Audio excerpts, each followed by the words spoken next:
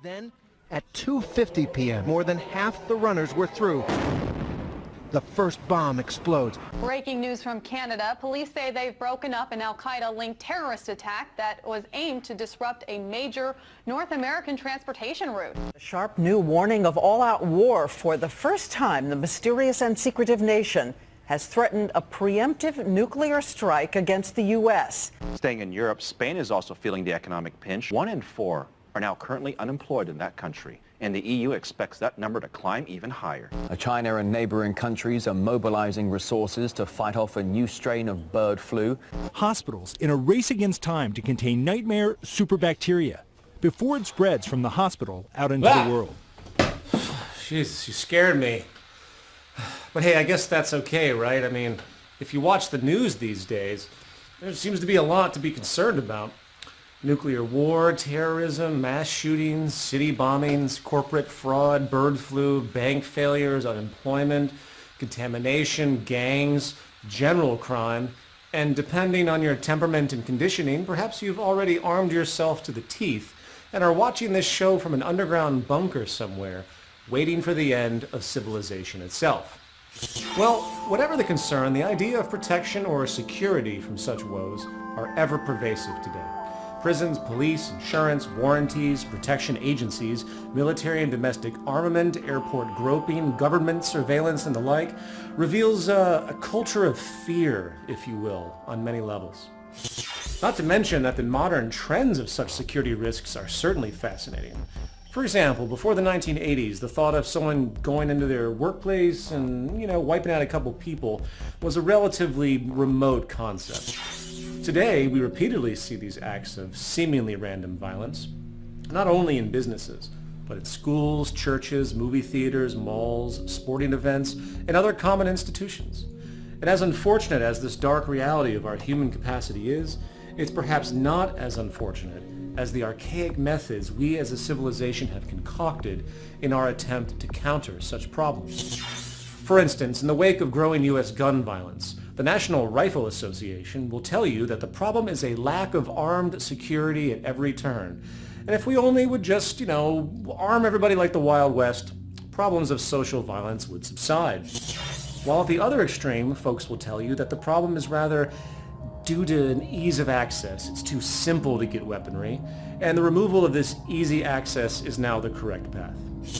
However, do either of these address the real issue, the source of the behavioral problem at hand? Where is the national discussion about, say, motivation and the sociological condition itself to which these acts erupt? I point this out because in a technological age where people can now print automatic weapons in secret with home 3D printers, paving the way for an eventual nanotech revolution that will enable the public to create powerful weapons at home, bypassing commercial regulation itself, perhaps we need to rethink our sense of causality here. For unless you intend to outlaw scientific progress itself, regulation isn't going to amount to a damn thing in the long run. Likewise, come to think of it, maybe we also need to step back and reframe what a viable threat to our safety really is, and how it measures up to other threats.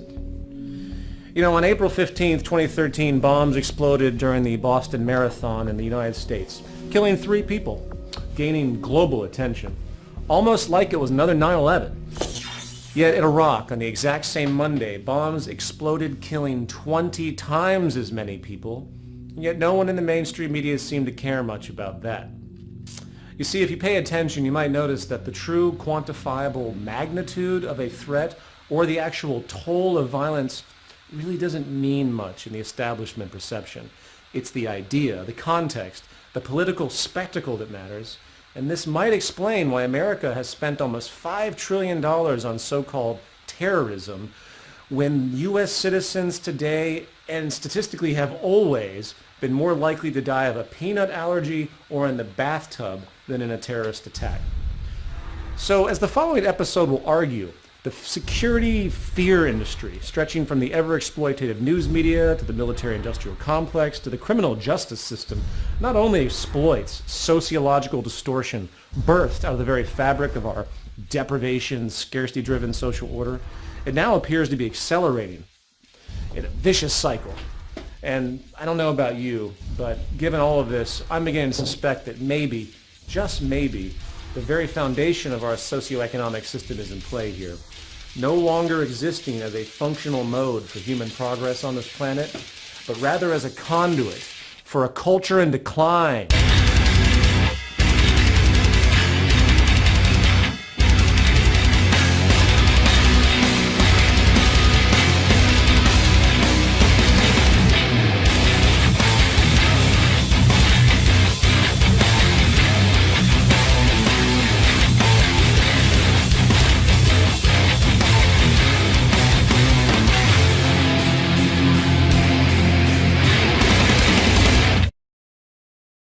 Prison.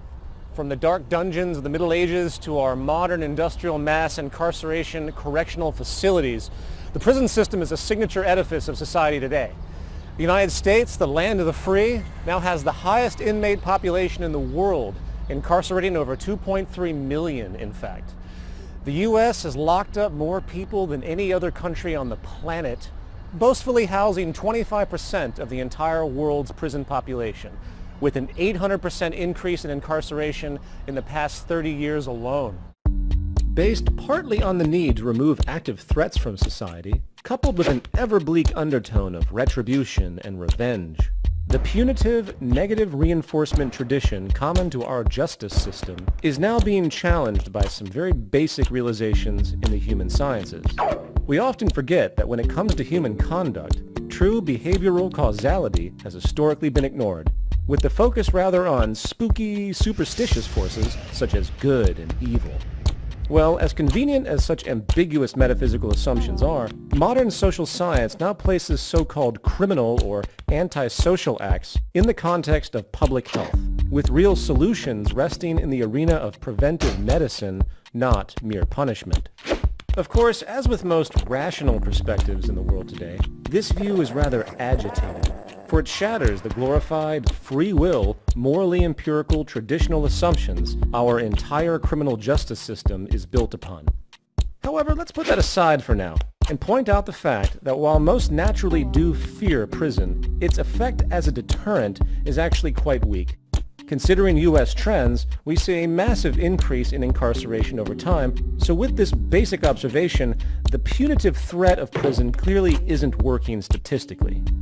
Likewise, prison is supposed to be some form of rehabilitation center, right? So does this system work to reform human behavior, taking in so-called criminals and outputting mentally healthy, law-abiding citizens? No. In the United States, 2/3 of prisoners released reoffend within 3 years, often with a more serious and violent offense. Dr. James Gilligan, former director of the Center for the Study of Violence at Harvard Medical School, actually refers to prisons as graduate schools for crime and violence. So given all of this, perhaps we need to step back a bit, shake off the shackles of common perception, and ask ourselves what other roles the judicial and prison system really have. For if incarceration isn't statistically working as a deterrent, and those who get out of prison are more often worse than they were when they went in, something is clearly wrong. What else is going on here?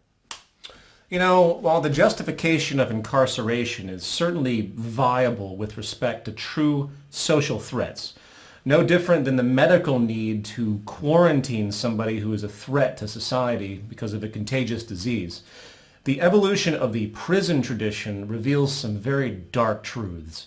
And the best way to think about it is from an historical perspective, considering race conflict, class conflict, in the context of economic and political expedience. The first thing to understand is that political power, like economic power, is sourced in social inefficiency. In other words, politicians need something to fight. And to a certain degree, the more problems a society has, the more the citizens tend to feel the need to give up their power to government control, with the most proven effective type of problem being fear. Usually fear of some perceived, identifiable external group. Of course, this idea has been acknowledged for years, such as by political theorist Carl Schmitt in his The Concept of the Political, saying that political unity is achieved by defining a common enemy. Nothing new. The Nazis did this with the Jewish culture, the early U.S. did this with the Native American culture, and so on. In short, the trick is to push the idea that some subculture, usually in the minority, is the true source of all of society's woes, generating mass resentment and thereby ignoring more accurate yet politically inconvenient realities. And while direct racism and discrimination is certainly alive and well in the world today, the more elusive yet relevant bias is actually economic. You see, the greatest threat to any political establishment is... What do you mean? This? This is a platform. It's three-dimensional. This is the base. Yeah, I know it's not very good. Fuck off, Bob. Don't make me shoot you again.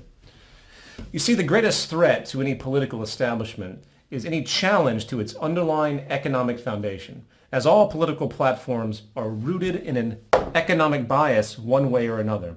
And if you can brainwash the public into, say, viewing the failures of capitalism as instead rooted in the poor moral virtue of a trouble-causing subsection of the population, rather than a built-in consequence of perhaps capitalism's elitist psychology and scarcity-driven structure, you can maintain control. And this is where the common enemy scapegoat scam comes into play. It's not that bad. We simply demonize the victims of this system, shifting blame away from the more relevant environmental, causal, social condition itself. And in the context of the justice system, the war on crime is a perfect tool. All the war on crime is a war on the poor and economically irrelevant. And if a society is conditioned to believe that a person breaking into their car to steal property is simply an amoral abomination with all the life choices in the world otherwise to make ends meet, then the causal shift is a success. The reality, however, is that most of those incarcerated today are there almost always due to crimes born from deprivation. Deprivation, which can be generalized in two forms, relative and absolute. Absolute deprivation is when a person's most basic needs are simply not met, and poverty is the lead source. The spectrum of disorder that arises from poverty is vast, from drug dealing, theft, and prostitution in areas lacking employment opportunities, to emotional loss, self-worth neuroses, and illegal self-medication, leading to complex and elusive chain reactions which can result in destructive antisocial behavior. Today, 1 out of every 15 African American kids in the United States have at least one parent in prison, usually the father. It's bad enough that the father figure is important to familial survival as the historical breadwinner, but the proven emotional toll on children who must go without such an influential parental figure also has dark results, as those children are also statistically more likely to be imprisoned as adults, in fact. And if you combine poverty with emotional deprivation, you have the perfect recipe for not only the manifestation of socially aberrant behavior, but the perpetuation of such distortions across generational time. Relative deprivation, on the other hand, is when our sense of worth and self-respect is associated to our cultural perception of success, while absolute deprivation is measured by basic health concerns, expressing the ever-important need for society to work to efficiently meet our immutable human needs for sanity and true security. Relative deprivation exists in the realm of subjective comparison and resulting dehumanization. And likely the greatest example of this negative pressure is the state of class imbalance in the world. While it is true that the formerly classified poor of the West today actually live in material terms better than the upper class 1,000 years ago, the dehumanizing wealth stratification occurring today continues to create complex, destabilizing psychosocial problems. Long considered an incentive for social progress, class difference and wealth imbalance has turned out to be a powerful public health issue, generating massive psychological and sociological distortion. Want to be intellectually honest? The issues raised here have more to do with commerce than they do with the Second Amendment. A lot of people make a lot of money selling firearms and ammunition. The National Rifle Association has said the solution is to have armed security guards at every school. Certainly, every piece of security we engage in can be helpful, but it's, foolish to think that only security is what we need. The great challenge is here, can we prevent these tragedies? I'm sorry to interrupt, Chief, but since you've just brought up this notion of prevention, which is, of course, the real issue here, right? I'm curious when this conversation is going to move to more relevant social science. You know, I see we have, for example, the NRA here. Hi. Yet we don't have anyone from the pharmaceutical industry. Isn't it true that most of the mass shootings that have commenced have been done by people who are under the influence of psychologically mood-altering medications? Or better yet, where's the drug czar of this country? Since the war on drugs has commenced, there has been a massive increase in gun-related drug violence. Are we just going to ignore this causality as well? Or better yet, I almost forgot, I have here about 100 years of data on the relationship between economic imbalance, specifically wealth imbalance, and violence. You know, the stats have become very clear now that the gap between the rich and the poor creates more violence. The more gap, the more violence. And crime on the whole. Which might explain, by the way, why the United States, with the largest income gap in the world, also has the most violence and worst public health of any first world nation. Is this not worth a congressional discussion? I mean, with all due respect, you people can't possibly be naive enough to think that the reduction of certain guns, as the left suggests, or the increase in armed security in public places, as the right suggests, is really going to have a long-term effect on such deeply rooted sociological problems, right? A problem clearly rooted in structured dehumanization and economic deprivation. It's inherent to our social system. You know, is it not of some viable consideration to address this issue? No? Really? And then we have the so-called war on drugs. When Richard Nixon declared the drug war in 1971, he asked for an initial $84 million. In 2013, the National Drug Control Budget requested $25.6 billion, with about $1 trillion spent in total, and the result over time has been more drugs, easier access, increased potency, and more users. Today, almost half of the federal prison population are non-violent drug offenders, often mere users in fact, clearly a mental health issue rather than a punitive one. Draconian mandatory sentencing laws today can send kids to prison for decades for mere possession. And it is no secret that this criminalized subculture has been mostly born out of the prohibitive underground economies necessarily sprouted in poor areas of the country, largely occupied by minorities.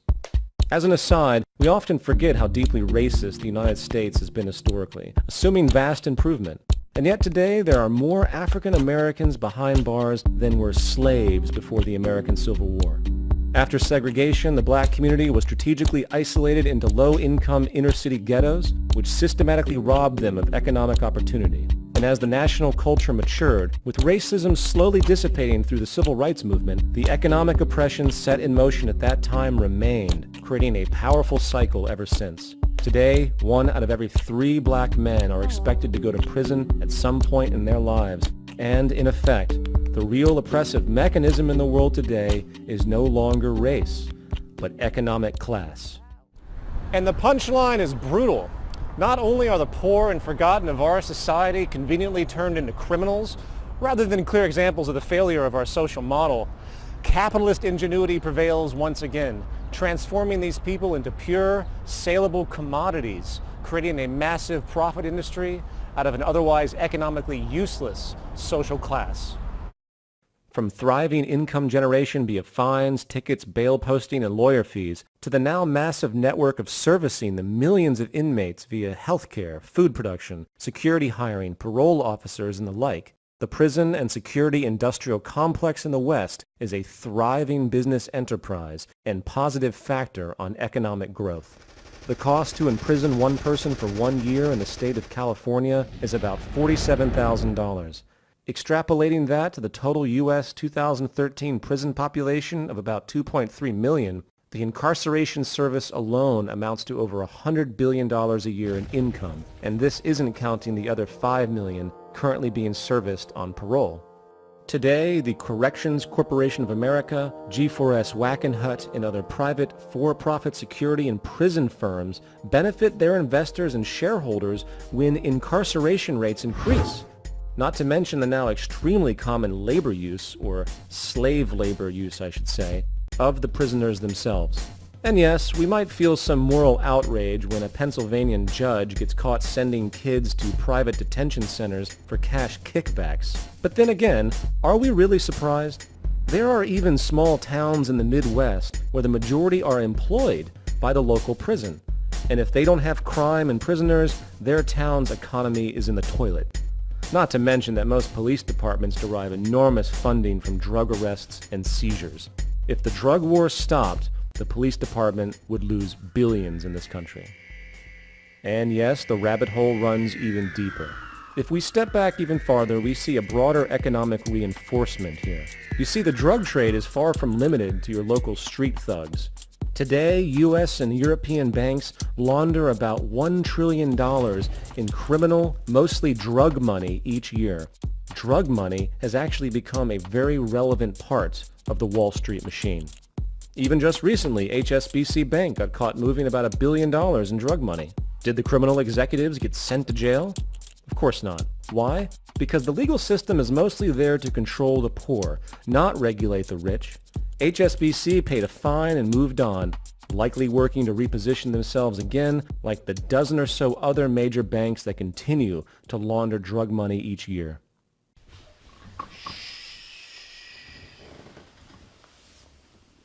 Dick! Anyway, returning to our main point, this now highly capitalized blame game, common enemy approach, is not just there to dismiss the resulting poor, it is ubiquitous at every turn. Whether common crime, terrorism, mass murders, or anything destabilizing, we see the mainstream media and even many in the so-called activist community completely missing the point, buried under the propaganda of in-the-box establishment self-preservation to one degree or another. And you know what Bill Moyer's solution to that is? Let nonviolent criminals out, like heroin dealers. Yeah, that's non-violent. You're a genius, Bill. To have universal gun registration. What about... Wait, that's an important point. I am listening. Which, for some reason, Wayne LaPierre is not making, so you're going to have to hear it from me. Universal background check means universal registration. Universal registration means universal confiscation, universal extermination. You know, it's like God is saying to us, look, you got to work with me on this. You got to work with me on this. I've given you a brain. I've given you the Second Amendment to your Constitution. I have given you weapons. Now, why don't you use them? The tyrants did it. Hitler took the guns. Stalin took the guns. Mao took the guns. Fidel Castro took the guns. Hugo Chavez took the guns. And I'm here to tell you, 1776 will commence again if you try to take our firearms.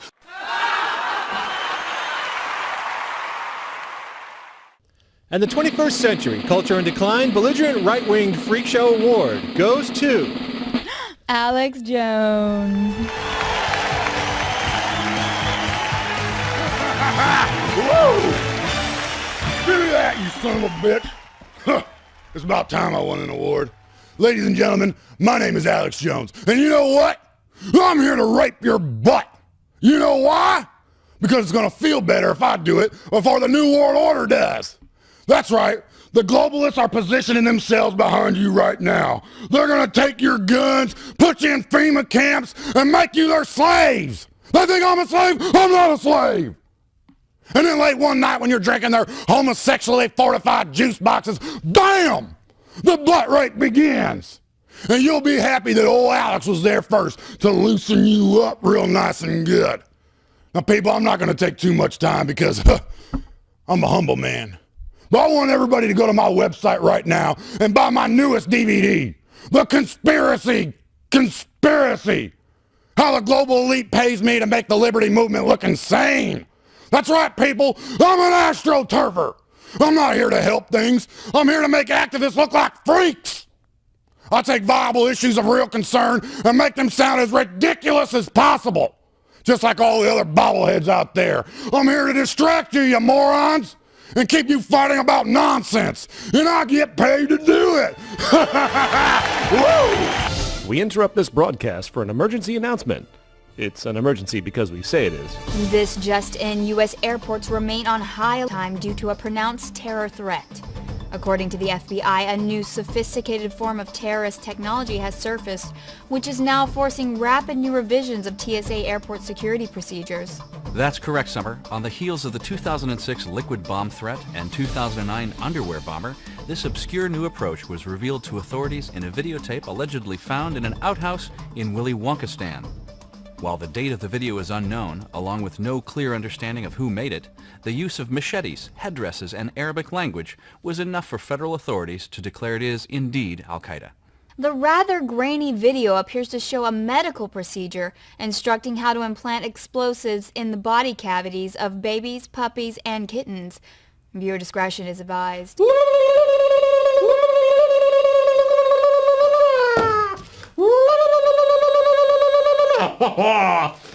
Baby go boom!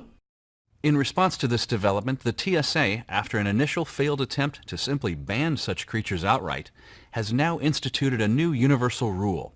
All carry-on babies and small pets under 52 ounces must be sealed in a see-through plastic bag.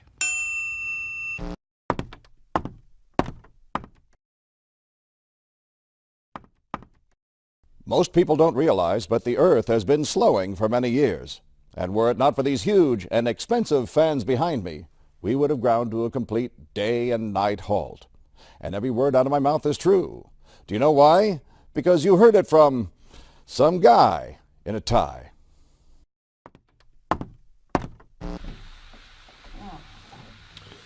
I'm sorry, ladies and gentlemen, but Bob is officially dead.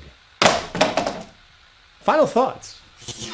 We live in a social model based upon scarcity and inefficiency. This means that the more society solves problems, meets human needs, and stabilizes itself by recognizing the potentials and limits of natural law, the less economically viable it is in the monetary economy.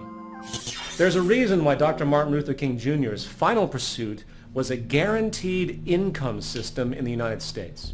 For he knew that racism was, in many ways, an extension of classism, and the existence of poverty and deprivation in a world that can create an abundance to meet everyone's needs was nothing more than structural oppression coming from a failed and elitist social system.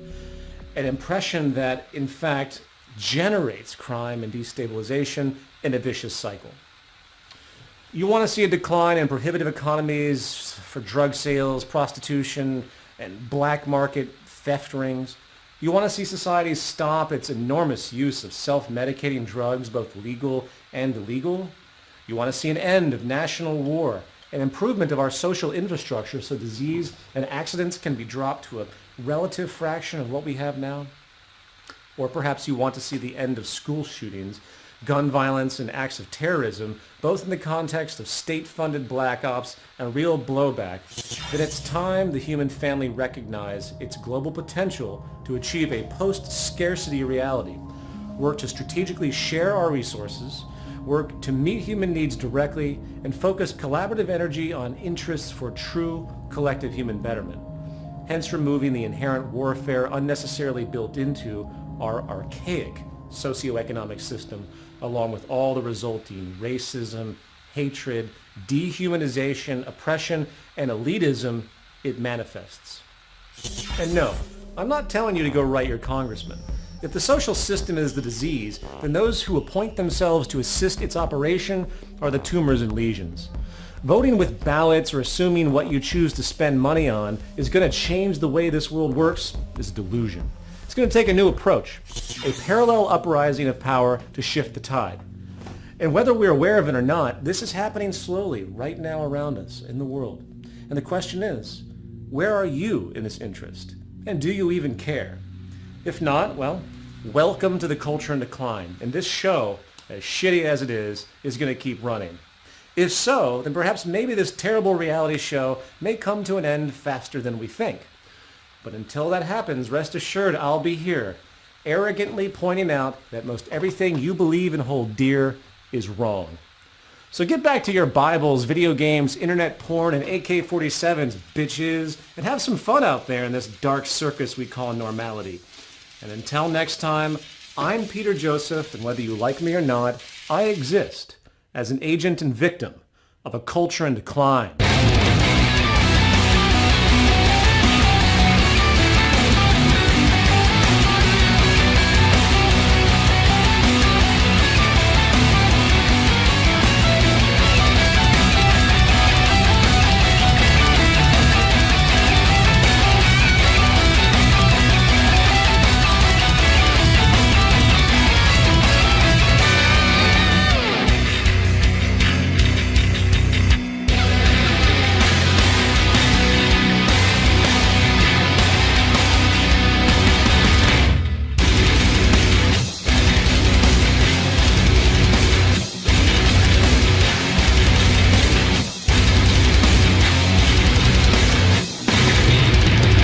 Ladies and gentlemen, don't let this fatly looking body fool you, okay?